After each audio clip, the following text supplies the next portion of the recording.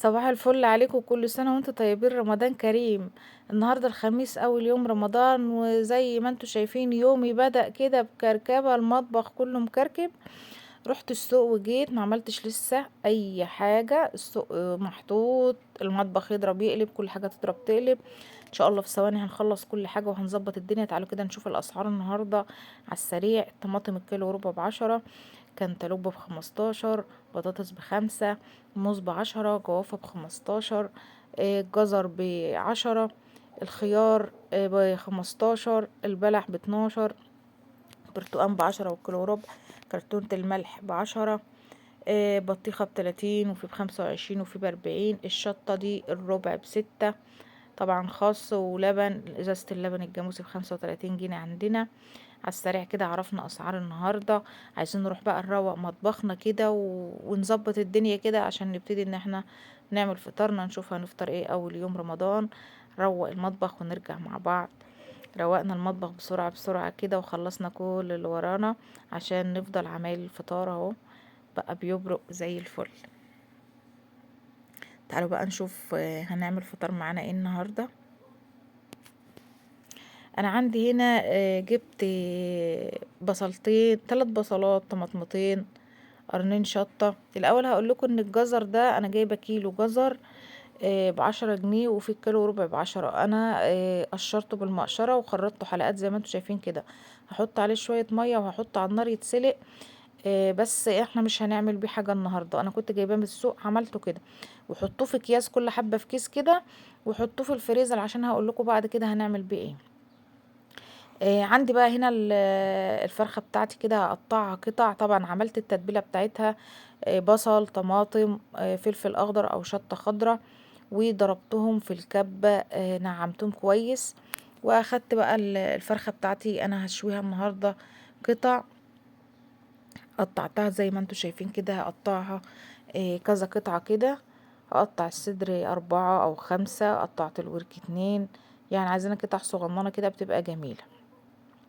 زي ما قلت لكم، زي ما انا متعوده على طول في رمضان هقول لكم زي ما انا متعوده اعمل. بلاش الاكل كتير يا جماعه، ونعمل بدل الصنف 10 والكلام ده. ممكن نعمل صنفين او 3، ونعمل كميات على قدنا، ما نعملش كتير. يعني ما اروحش اشوي فرختين، اكل فرخه وتفضل فرخه احطها في التلاجة، هتيجي تاكلها تاني مش هيبقى لها اي طعم. بدل ما اعمل صينيتين مكرونه اعمل صينيه، بدل ما اعمل صينيتين جلاش اعمل صينيه. اعملي كده ايه، حاجات على قدك، صابح بصابح كده. بفرح قوي لما بعمل اكل وبيخلص في نفس اليوم. طب ما انا لو عملت كتير مش هيخلص وهيبات، مش هعرف اعمل تاني جديد. اعمل على قدي وابتدي ان انا اعمل غيره جديد. انا بقى حطيت على التتبيله بتاعتي بعد ما ضربتها في الكبه او في الخلاط ملح، فلفل، كمون، بهارات. وايه، ابتديت ان انا حطيت عليها معلقتين بس من صويا صوص. وجبت كده الفراخ بتاعتي، طبعا الفراخ بتاعتي عشان أنا مقطعاها قطع فمفتحها من كل جنب. مسكتها كده، دعكتها كويس في التتبيله ورصيتها كلها في الصينيه عشان هركنها لحد قبل المغرب بساعه واحده. حطيت عليها بقيه التتبيله كده وهركنها في التلاجة بقى واسيبها. قبل العصر بساعه خرجتها، جبتها رصيتها كده في الشبكه بتاعتي. لو ما عندكيش الشبكة دي تقدري ان انت ترصيها على الشبكة اللي هي في البوتاجاز، اللي في نص البوتاجاز، وهتتشوي معاكي برضو نفس النظام وهتبقى زي الفل. رصيتها كده في الشبكة وقفلت عليها وحطيتها ووطيت عليها النار وهنشوفها لما تطلع. غسلت برام الرز، حطيت عليه معلقة كبيرة من السمنة، معلقة من الملح، غليت اللبن زي ما بقول لكم، بغلي اللبن على طول. ما بعملش البرام الرز بلبن ساقع خالص. وزودته كده وزقته في الفرن وسبته. عندي بقى هنا كنت جايبه من فتح الله. طبعا انا ما صورتلكمش الحاجات اللي جبتها من فتح الله بتاعت رمضان السنه دي، ما كانش عندي وقت. بس ان شاء الله هنشوف كل حاجه معانا، واحنا بنعمل كل يوم الفطار كده على مدار الشهر. هطلع كل يوم حاجه، هنشوف جبنا اكل ايه، جبنا حاجات في البيت، مشروبات ايه، توابل ايه، مستلزمات البيت ايه. وهنتعرف على كل حاجه واحده واحده. الكيس ده ب200 جنيه، فيه 2 كيلو، عباره عن كيسين، كل كيس فيه كيلو. بتطلعيه تاخدي منه القطع اللي انت عايزاها، وبعد كده بتحطيه في الفريزر تاني زي ما كان.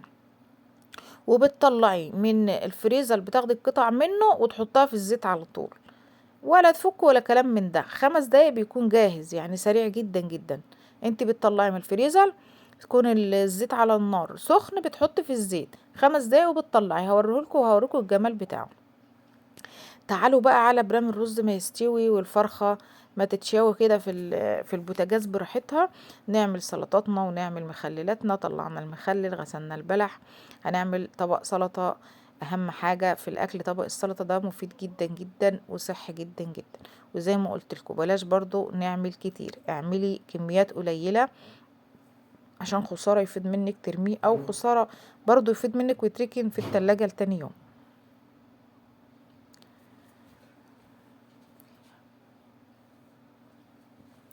قطعت الطماطم، قطعت عليها بقدونس وشبت، وقطعت عليها قلب خصاية الاخضر بتاعنا الحلو ده.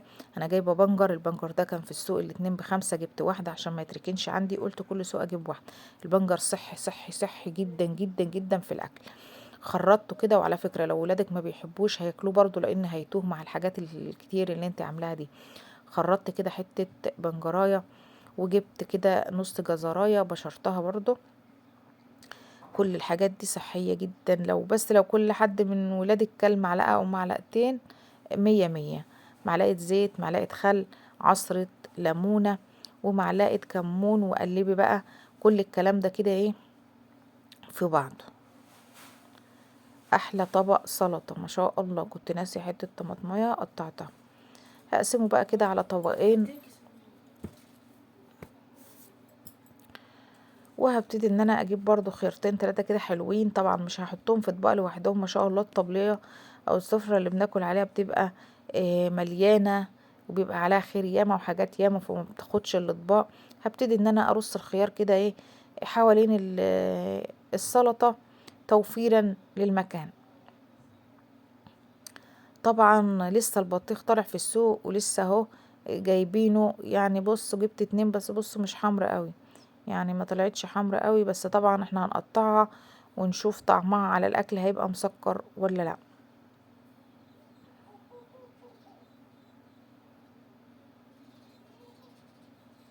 هو ايه دايما بنقول ايه، ركع الطعم.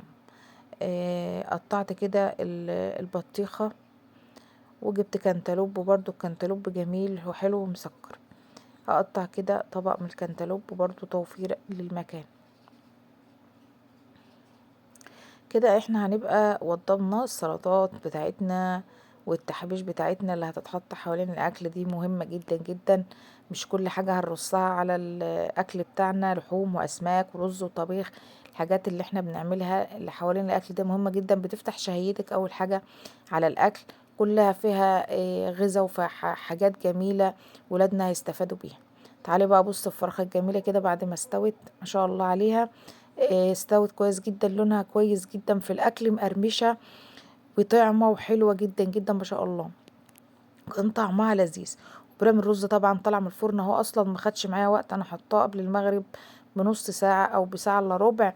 ما خدش وقت، لانك لما بتغلي اللبن وبتحطيه بتبص تلاقي البرام بيغلي معاكي بسرعه وشال معاكي بسرعه.